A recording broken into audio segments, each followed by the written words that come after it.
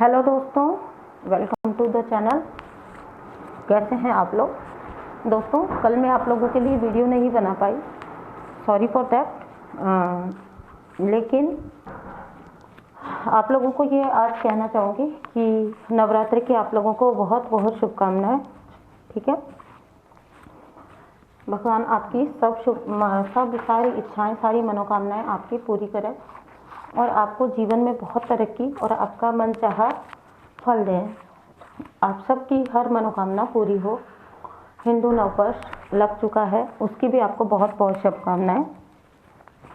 दोस्तों, आज का वीडियो इस बारे में है कि आपका ट्विन फ्लेम जो होता है वो थर्ड पार्टी को चूज़ करता है।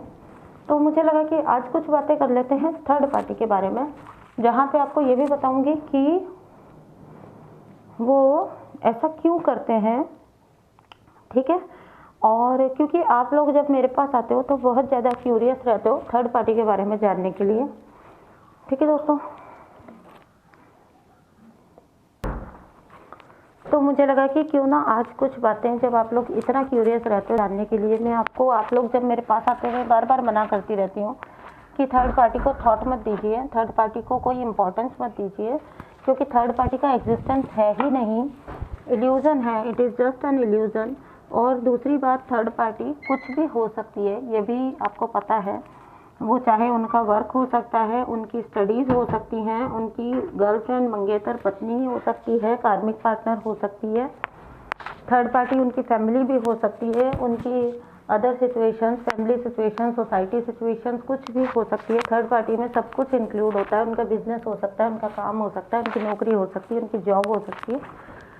थर्ड पार्टी हर वो चीज़ है बेसिकली जिसके लिए वो आपको ठुकराते हैं। थर्ड पार्टी से हमको सिर्फ लड़की नहीं लेना है, औरत नहीं लेना है। थर्ड पार्टी से मतलब है कि जिसके लिए वो आपको ठुकराते हैं, आपको छोड़ते हैं या आपको रीज़न देते हैं।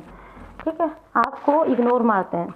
तो वो चीज़ जो है, वो चीज़, पर्सन या वो लोग, फैमिली हो सकती है, ठीक है, सोसाइटी हो सकती है, तो वो सब जो है वो थर्ड पार्टी कहलाता है।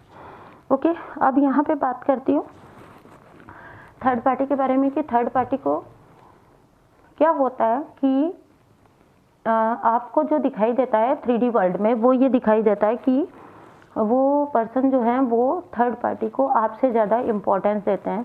और ये बात आपके लिए तब बहुत ज़्यादा असहनीय हो जाती है जब आपको ये पता लगता है कि वो कोई और लड़की या कोई लेडी या उनकी वाइफ या उनकी गर्लफ्रेंड है।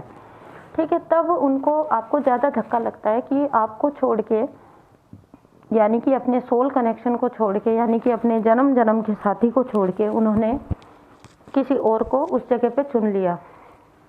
ये ज़्यादा हर्ट करता है आपको, ये ज़्यादा डिस्टर्बिंग होता है आपके लिए।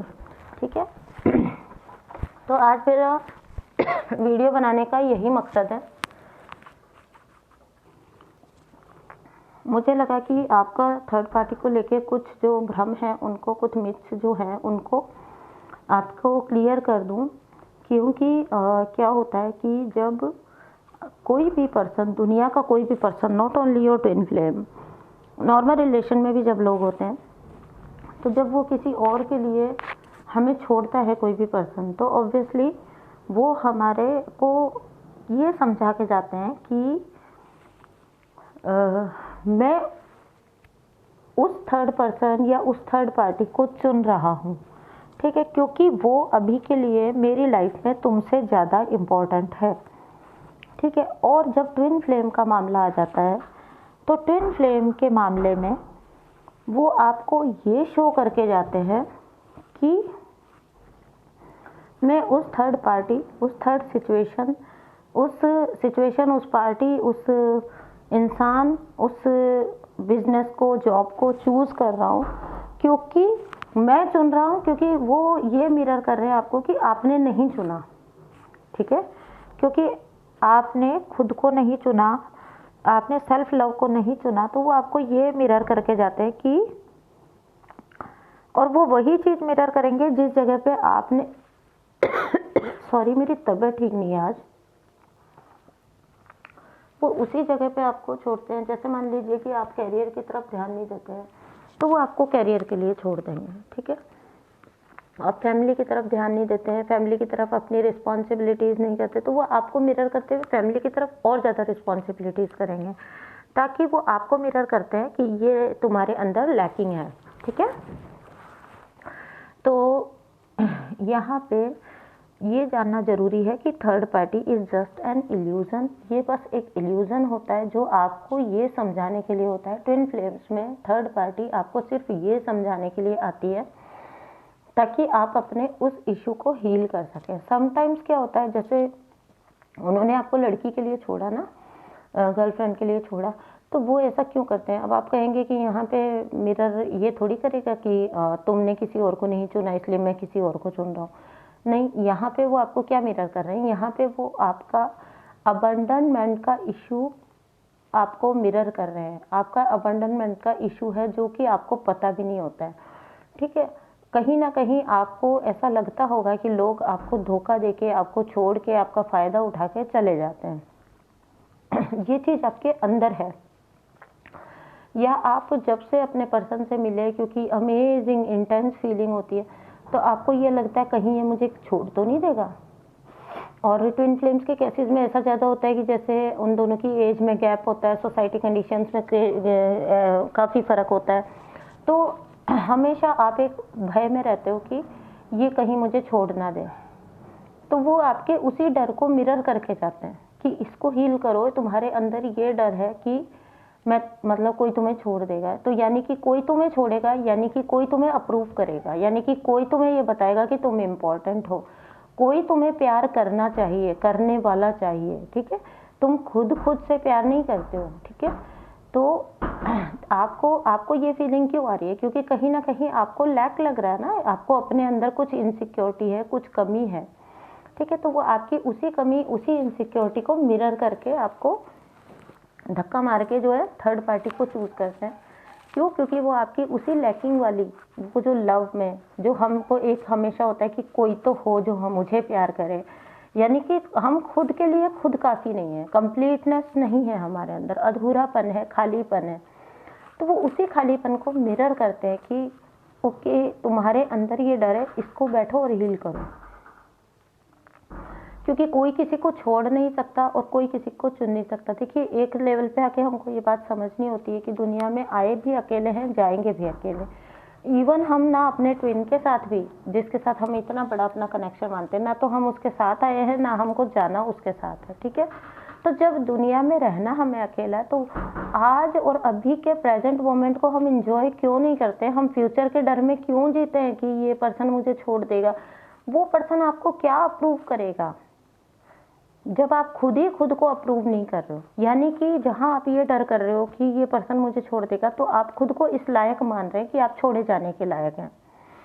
ठीक है, या मुझे कोई प्यार नहीं करता, तो यानी कि कहीं ना कहीं आप उस फैक्ट को अंदर ही अंदर एक्सेप्ट कर रहे हो। समझ रहे हैं मेरी बात?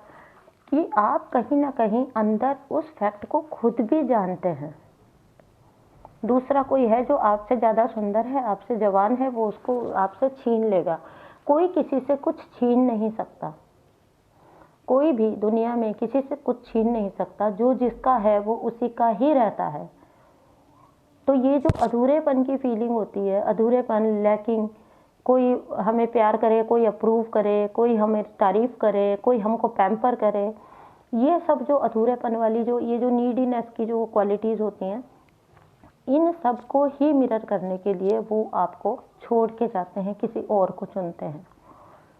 ठीक है, अगर तो ये लड़की का मैटर है, और अगर ये मैटर होता है जॉब का, बिजनेस का, करियर ग्रोथ का, लाइफ में ग्रोथ का, अपने चीज़ें डिसीजन लेने का, तो वो कहीं ना कहीं आपके इन सारी सिचुएशंस में लैकिंग की जो आपका लैक है उसको मिरर कर रहे हैं। जैसे मान लीजिए आप करियर पे ध्यान नहीं देते हैं, आप उन्हीं को देखते रहते हैं, उन्हीं से बात करने के लिए ईगर रहते हैं। वो तो अपने काम पे कॉन्सेंट्रेट कर रहे हैं, आप उन पे कॉन्सेंट्रेट कर रहे हैं।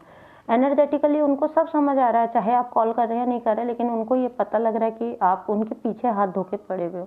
तो वो क्या करेंगे? वो आपसे पीछा छुड़ाने के लिए अपने आप को काम में डुबा देंगे। ठीक है, ऐसा सब ये लोग करते हैं। तो यहाँ पे ये नहीं सोचना चाहिए कि वो आपको रिजेक्ट कर रहे हैं। ठीक है, फियर ऑफ रिजेक्शन जो होता है सबसे बड़ा, ठीक है, कि ये कहीं मुझे रिजेक्ट करके किसी और को ना चुन ले।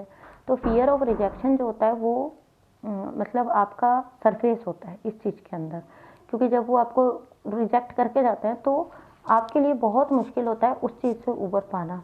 और फिर जब उस चीज़ से उबर के और फिर आप कहते हो कि चलो यार जो भी है मुझे तो खुद पे ध्यान देना है, मुझे तो खुद पे वर्क करना है, मेरे खुद के लिए जीऊँगी, तब वो एनर्जी जो होती है वो होती है अट्रैक्ट करने वाली एनर्जी। बाकी सारी एनर्जी जो नीड है, तुमने मुझे छोड़ा, तुमने मुझे धोखा दिया, तुमने मेरे से प्ले किया, गेम प्ले किया, ये सब जो है ये रिपेल करने वाली एनर्जीज हैं, ठीक है, या उनको उतना ज़्यादा रिपेल करती है। अट्रैक्ट करने वाली एनर्जीज होती है जब आप सेल्फ लव में जाते हो, बोलते हो कोई बात नहीं, कोई और मुझे अप्रूव नहीं करेगा, ठीक है, वो पर्सन ने आपको रिजेक्ट नहीं किया, ठीक है, यहाँ पे हमको ये समझना है, उसने अपनी लाइफ के लिए चॉइस ली और ये सबका हक है। खुद पे सोच के देखिए, अगर आपकी लाइफ का डिसीजन आपको किसी के दबाव में लेना हो तो आप कैसा आपके दिल पे क्या बीतेगी ना। तो अपनी लाइफ के बारे में डिसीजन लिया, उसमें उस पर्सन ने आपके लिए कुछ नहीं किया, लेकिन वो आपको लग रहा है क्योंकि आपकी उम्मीद पे खरा नहीं उतरा, ठीक है दोस्तों। तो थर्ड पार्टी को आपको इस तरह से समझना ही होगा, तभी आप थर्ड पार्टी से डील कर सकते हैं। अदरवाइज आप कर्ज करके, रो के और कुछ घटिया बोल के आप थर्ड पार्टी से डील नहीं कर पाएंगे, ठीक है। तो थर्ड पार्टी के मैटर में आपको ये समझना ही चाहिए, ठीक है दोस्तों। आज मेरी तबीयत भी ठीक नहीं है और वीडियो बनाने के दौरान डिस्टर्बेंस भी बहुत हुआ, ठीक है, कुछ दिनों से मुझे कुछ इशू भी है तबीयत का। तो प्लीज़ मैं आपको यही बोलूँगी कि मेरे लिए प्रे करिए ताकि मैं जल्दी से ठीक होकर आप लोगों के लिए अच्छे से वीडियोस बना पाऊँ। मुझे थोड़ा सा कुछ हेल्थ इशू था जो सालों पहले था, लेकिन वो अगेन डायग्नोस हुआ है, उसके थोड़े बहुत सिम्टम्स अगेन डायग्नोस हुए हैं, तो मुझे उससे अभी डील करना है, ठीक है। तो ओके दोस्तों, thank you so much, bye.